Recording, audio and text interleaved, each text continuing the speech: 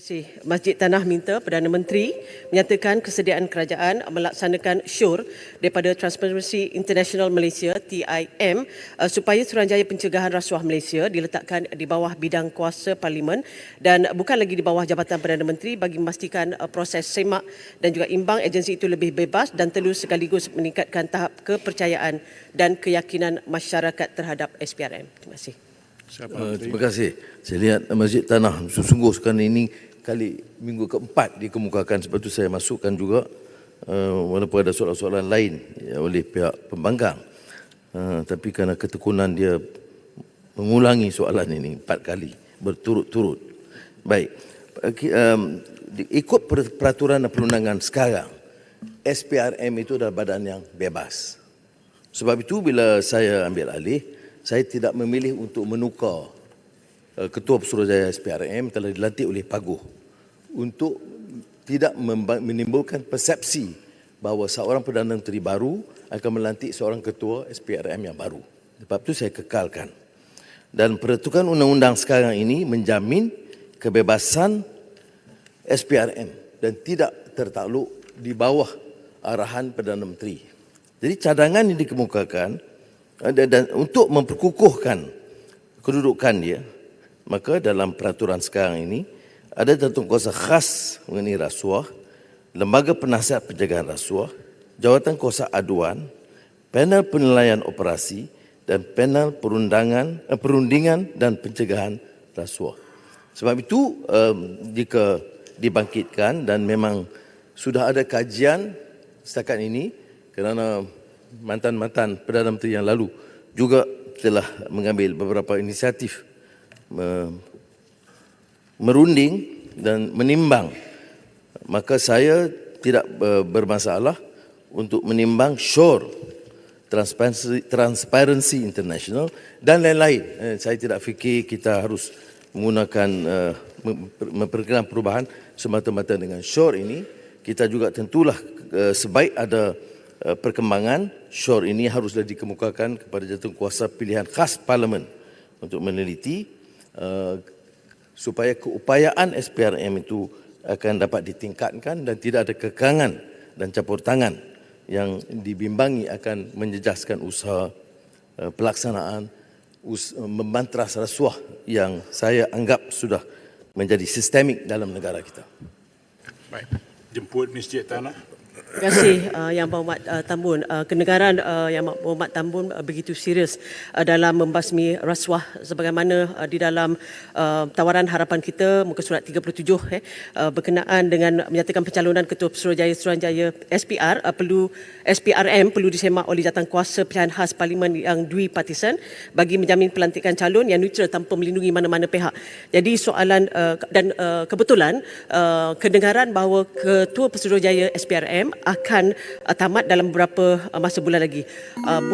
Soalan saya, bolehkah Yang Berhormat Perdana Menteri memberi jaminan bahawa pelantikan baru ataupun penyambungan kontrak Ketua Pesuruhjaya sekarang akan dibawa ke jawatankuasa khas Parlimen dengan segera untuk dibincangkan?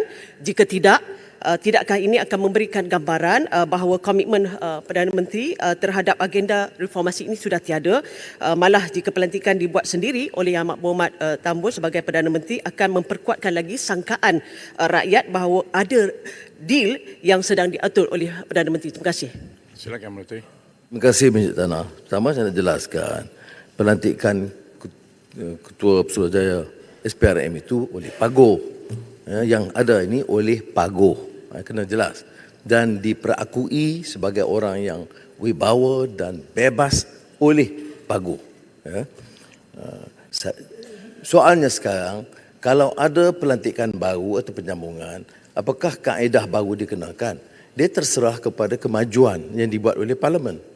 Sekiranya mekanisme proses seperti mana diputuskan, dicadangkan oleh TI dan beberapa badan lain, diteliti oleh tentu Jabatan Peguam Negara dan agensi kerajaan, kemudian dipindahkan kepada jawatankuasa pilihan, dan perkara ini, proses ini sempat, maka proses itu saya tidak ada masalah sama sekali. Tetapi proses itu haruslah dihormati. Silakan.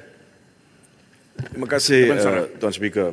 Tuan Speaker, saya ingin buat rujukan kepada satu kenyataan yang dikeluarkan oleh nombor 2 daripada MACC atau SPRM semalam, iaitu Ahmad Kushairi Yahya, yang dilaporkan dalam media secara luas untuk perhatian Yang Amat Berhormat Perdana Menteri. Dia berkata, the level of corruption involving enforcement personnel, Tuan Speaker, at the country's front lines is becoming chronic and worrisome. Dan ini apa yang dilaporkan.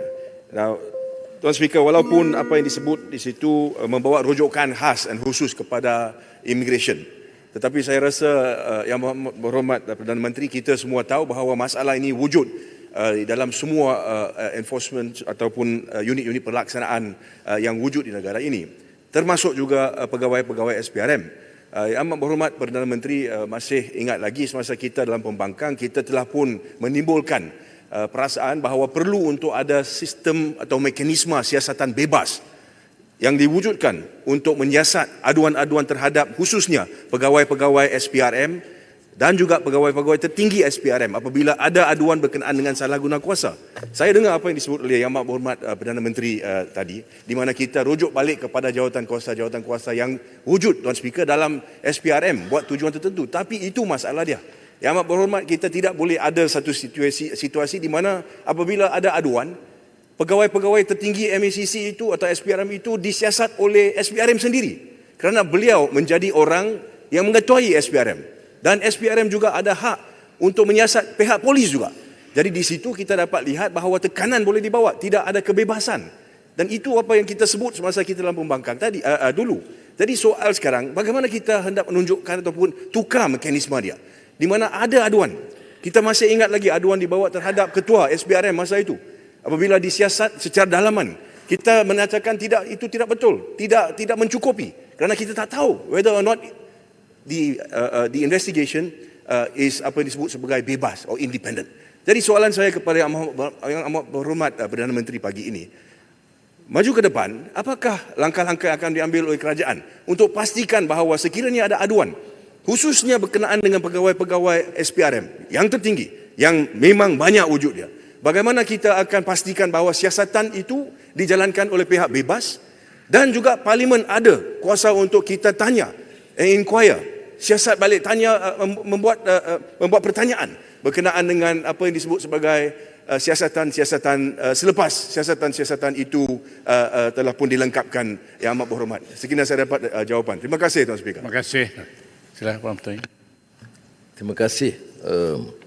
Saya masih ingat pendirian itu tidak berganjak. Sebab itu bila dia ada kaitan, bukan saja SPRM, polis, immigration, custom, badan-badan penguatkuasaan. Ya. Bila ada dakwaan atau apa-apa tuduhan, maka badan yang ditubuh adalah badan dalaman untuk siasat. Dan ini dipertikai. Sebab itu untuk polis dicadangkan FPCMC. Tetapi itu dipersoalkan kerana mengapa dituju hanya kepada polis. Jadi sekarang saya telah minta Peguam Negara kaji semula cadangan awal supaya ada mekanisme untuk semua badan penguatkuasaan.